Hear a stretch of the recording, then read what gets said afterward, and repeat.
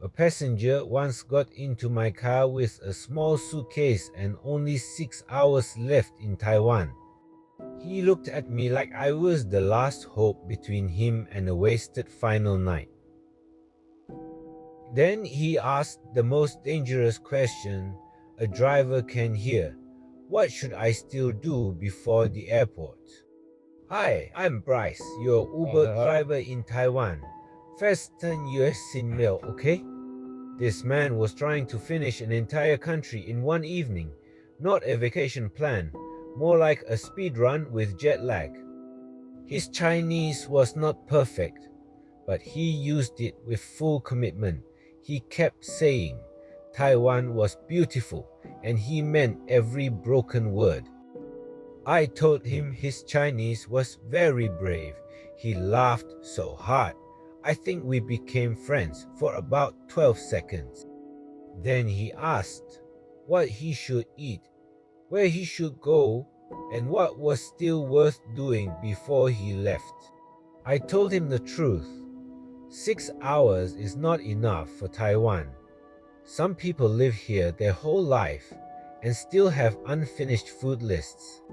So I told him to stop trying to collect the whole island, just eat something good, go somewhere that still feels alive at night, and take one photo before the moment disappears. Near the end, he really did ask for a photo. It was not a big emotional scene, it was just a small picture because he wanted the ride to become real memory instead of another blurry airport night. Foreign passenger with small suitcase in the back. That is how I want to enter Daya tonight. Daya is in Taichung, and it is not usually the first name people write down for a trip, which kind of fits when you only have little time. The famous places are easy. The normal places are the ones you have to notice on purpose. Daya is one of those places. You can drive through it without thinking too much, and the place will not even get offended. Daya has that mixed feeling you get in many parts of Taiwan, connected to the city, but still running on its own local schedule. When you pass through, it may just feel like another normal district near Taichung. You get some traffic, some shops, and every now and then a reminder that agriculture is still nearby. So it is easy to think you already understand it. I do that too. Drive through once and the brain says, okay, file under normal. But usually you did not get it. You only saw the surface because you were busy going somewhere else. That is why Daya works for this episode. It is not asking for a dramatic entrance. It is just a place where people are busy living their regular day. People go to work here, buy food here, handle family things here, and keep moving because life does not pause for atmosphere. That may sound too normal, but I actually like it. A place does not need to look impressive every second to be worth a second look. When I think about local market life in a place like Daya, I do not picture people standing there thinking deep cultural thoughts. Most people are probably thinking about dinner, what is fresh, what will not destroy the budget, and what can be cooked without turning the evening into a project. That is the real version of a market. It is not performing for visitors. It is just open because people still need it. I like places like that. They do not try too hard. You go in, get what you need, and return to your own slightly chaotic schedule. From the outside, those small routines look boring. From the inside, they are basically the operating system of daily life. Daya, local theme illustration, town edge near Taichung, local market street, small shops, fields near roads, normal evening traffic. One local product connected with Daya is red koi seed.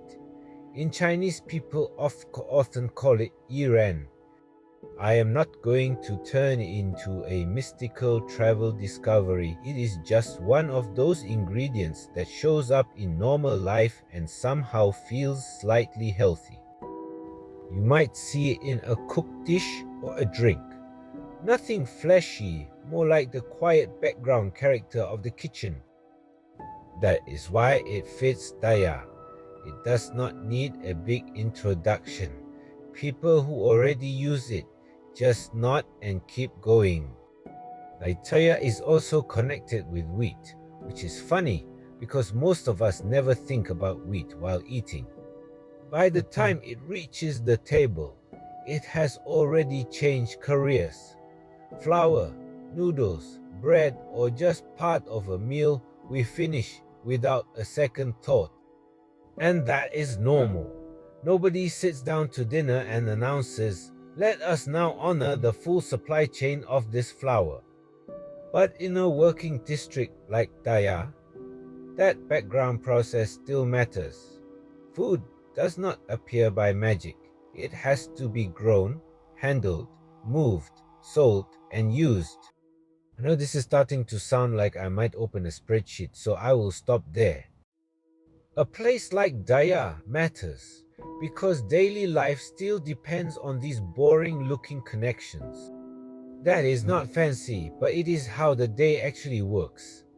Daya food and culture illustration, red koi seed, wheat, local market purchase, simple table food, field to town feeling, warm hand drawn red style. The passenger kept asking me for the best choice because he was scared of wasting his last night. I get that. When time is almost gone, every decision suddenly feels high stakes. The problem is that pressure can ruin the night faster than a bad recommendation. You spend the whole time checking the next option instead of enjoying the one in front of you.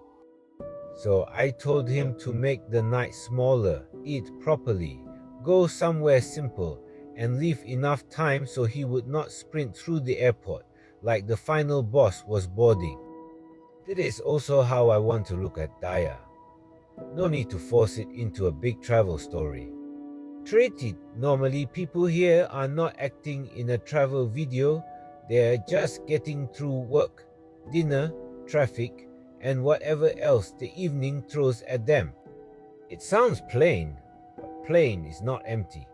A lot of Taiwan is built from places exactly like this. Not every